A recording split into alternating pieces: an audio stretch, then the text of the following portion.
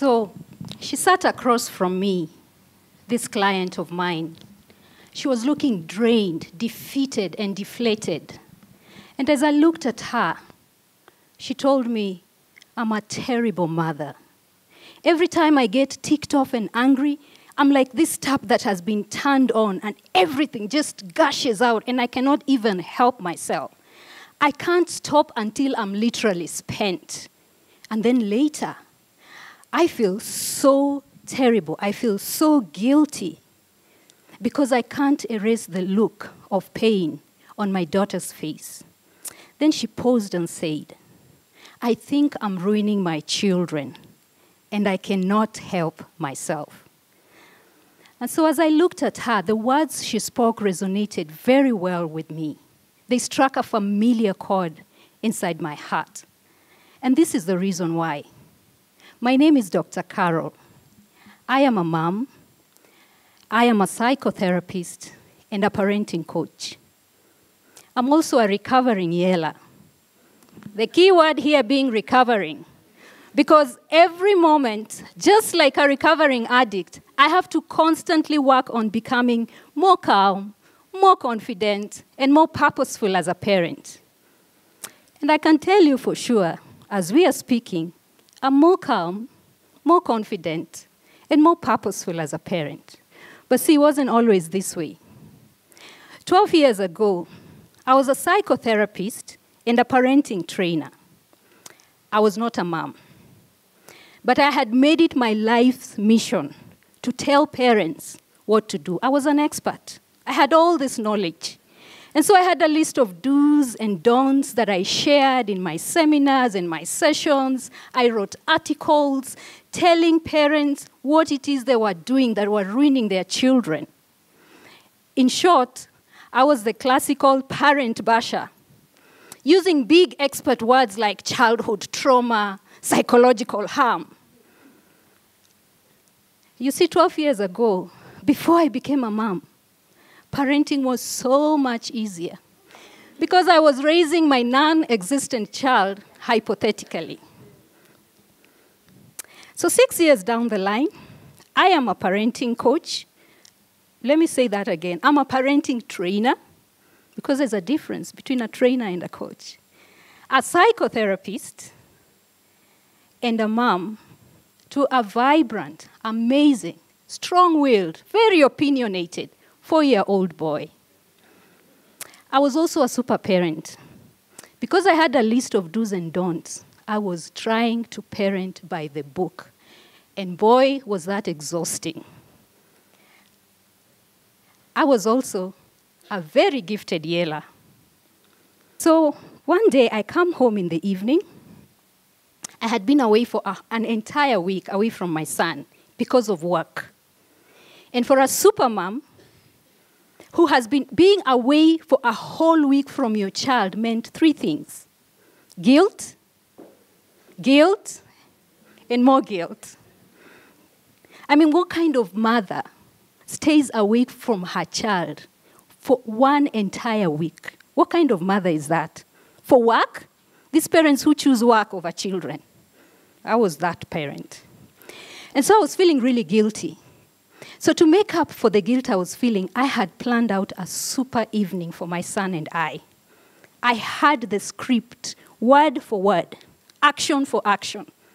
So we were going to have a dinner, just the 2 of us. It was a dinner date, but in the house. I was going to make his favorite meal, which was ndengu and rice. And then we were going to sit down, and he was going to tell me about his week, and I was going to tell him about my week. And then after that, we were going to have the classic bedtime routine. So for those of you who don't know what that is, it has 3 B's. It has bath, book, and bed.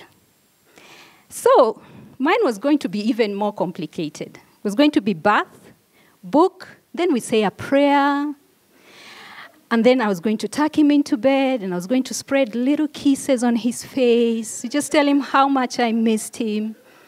My evening was going to be perfect, y'all. And so as I'm setting the table, my son is dropped back home. While I was away, he was at his cousin's.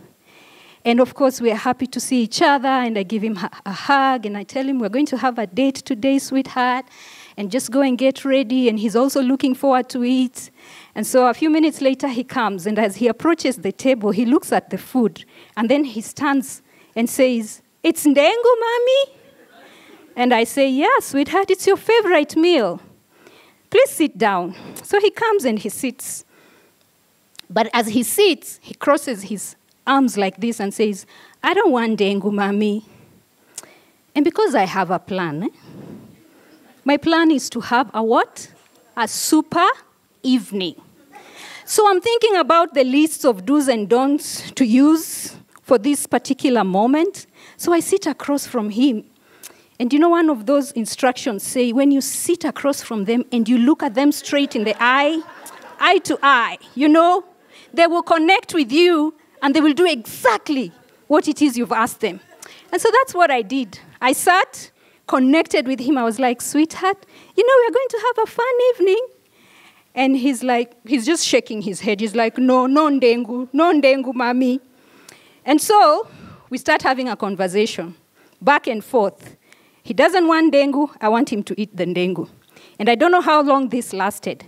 But as we're having these conversations, the levels of calm are going, and the levels of tension are going, and then finally, boom, he just pushes his plate away and says, "I don't want your ndengu, mommy." So right then and there, my super plans for a super evening fly out of the window. And I grab him, and I take him to his room. We had a special corner, and that special corner had a special gadget. That special gadget was called a mwiko. You see, apart from being a gifted yeller, I swore by the rod. And this was the time to use the rod. I was going to use this rod to drive out all that foolishness of refusing my food. That foolishness of saying no ndengu, it had to go now. He was 4, I was a parenting expert. I was not going to have those tabias in my house. Have you ever seen those kids who, they go to the mall and roll around throwing tantrums? My child was not going to be that, okay? My child wasn't going to be that. He was 4. We needed to fix it right now and right then, because my intention was during the teenage years, we were going to have it smooth. So this was the time to nip it in the bud right there and then. Then there are those 25-year-olds, these millennial kids. They go to work. They have a good job. And then they get there. Someone wakes up one day in the morning and they just decide they don't want that job. Why? Just because I don't feel it. Not my son. He was 4. We were going to fix it, and we're going to fix it right now and right then. I had to make sure that my life was going to be easy. And at 4, we're going to sort all that out. So guess what? As all these thoughts are going on in my head, what am I doing? I'm applying that mwiko consistently without stopping. And I kept going and going. And I did not stop until I was done. And it's only when I was done that I took a deep breath and looked at my son's eyes. And I will never forget what I saw in my son's eyes. I saw confusion. I saw helplessness. I saw pain. And just like my mommy client, that's when the flood of guilt and regret just flooded into my heart. And I said, I think I'm ruining my son, and I have no way of controlling this. You see, the look that I saw in my son's eyes, I've seen it before, countless times, with the little clients who are brought into my space as a psychotherapist. And after a few days of engaging, they actually let me into their vulnerable spaces. And that's the look they have, the look of confusion. And the words of, I know my mom loves me. I know my dad loves me. But I don't get them sometimes. I don't know what comes over them. And that's when I realized there was a difference between theory and practice. Because here I was with all the information in the world. But when it came to actually connecting with my son, I was failing and ending up just like my mommy client. You see, there are two ways you can parent. You can parent as a carpenter or a farmer. So a carpenter, a real carpenter, I know we know many fundis, there's a difference. A real carpenter who has been trained always has one thing before they start. They think about the final product, and they don't just think about it. They put it down and draw to the exact specification that they want. And so if what they want is a square table with 4 legs and a glossy yellow finish, that's exactly what they will put down in drawing. Then everything else they do is geared towards that final product. As they are collecting the material, glossy, yellow, beautiful finish. As I'm measuring, in fact, they measure twice before they cut. A carpenter has to be precise. A carpenter has to control the outcome. A carpenter has to make sure that there is no mess as they keep going. If the table is wobbling, something has to be sewn off. Everything that a carpenter does is geared towards one and only one goal: to produce a beautiful table with a glossy yellow finish for the whole world to see. A lifeless, inanimate, but beautiful yellow glossy table. 6 years ago, I was that carpenter parent, and I think about all the lies that I had believed. The lie that parenting was linear with a list of do's and don'ts, and all I needed to do was collect all the information I needed and talk to parents whose children had made it, okay? And they would give me all these tips and tools, and then I was good to go. So I spent a lot of time trying to fix and plane my son into that picture perfect that I wanted, and that was very exhausting. I had also believed that the only measure of discipline is the rod or the mwiko. It had to be painful.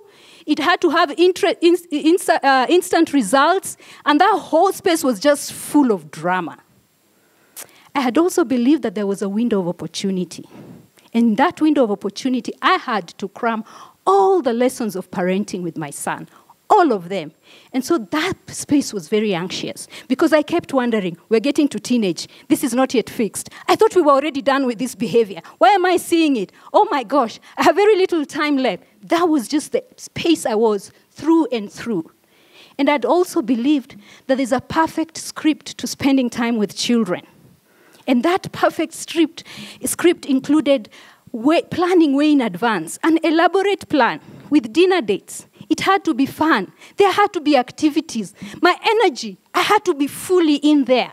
And what happened is I even took more time to be at home and cut off my work hours just so I could be with my son in the house. Have you guys ever been in your house with your children for an entire day and not even be present enough to connect with them? That was me 6 years ago. So 6 years later, I am a recovering carpenter, and I'm a thriving farmer. You see, for a farmer, for as long as they know it's a yellow fruit, not even yellow, a mango fruit that they want at the end of the season, they are not sure how it will smell, how it will look, how it will taste, even how it will feel. But guess what? They do what they need to do, in faith and in hope. They pick the seedling, they dig the ground. Digging is hard work. They look for the manure. It's messy, it's smelly. They keep going, okay? And as they keep going, they're thinking, this plant, I think we need to put it under a shade. But this other one will thrive out in the sun. There's a season in a farmer's life when they actually don't see anything. They've already put the seeds in the ground, and there's nothing. They can't see. The plant hasn't sprouted. But this farmer does not lose sleep at night. They know they've already done work, and they know there'll be a time for the plant to sprout. And so they go to sleep at night knowing that even if they don't see anything, something is still going on. How is that for confidence? So as a thriving farmer, there are a few lessons that I have picked along the way. And the first one, you guys, is that I'm not a super parent. And that is the most freeing thing. Because I know I'm a real parent, I will make mistakes. My son will misbehave, okay? But if I continue to give myself kindness and compassion, I get to be the greatest recipient of this whole process because I get to grow not just as a parent, but as a person. I've also realized that childhood is a time for me to plant the seed, not to harvest. And because of that, I know for whatever harvest that I want in my child, I just have to think about what kind of seed do I want there? What kind of manure is needed in this space? Is this time to prune, which is painful? Is this time to just wait because it hasn't sprouted? Or is this time to water and encourage what I want to see grow? There's different things for different times. And so I'm relaxing. But the most important question I'm asking myself is, what kind of person do I need to be able to create that environment for my son to thrive? I have also believed, and I have come to discover, that there's way, way more to discipline than the rod. Because discipline is a process. And in this process, I am nurturing my child. I'm giving them the inner guidance that they need so that they can thrive, not just for ndengu moments, but for beyond. I want to see my son thrive when he's away from me. I have also discovered that if parenthood had a GPS, it would mostly read recalibrating. I'm forever evaluating where I am and where my son is. And I know that for as long as I have core values that I live by, then I get to show up as the calm, the confident, and the purposeful parent that my child needs. And now when I have ndengu moments, which I still do, I had one 2 days ago when I was preparing for this, I am able to step back, take a deep breath and ask myself, what in this moment is this situation is mine to own? And what in this situation belongs to the child? You see, 6 years ago, when my son refused my ndengu, I was going through a separation. And what I know now that I didn't know then is that my son refusing my ndengu just triggered all the feelings of rejection that I was already feeling. And my getting him to eat that ndengu was really about getting him to accept me.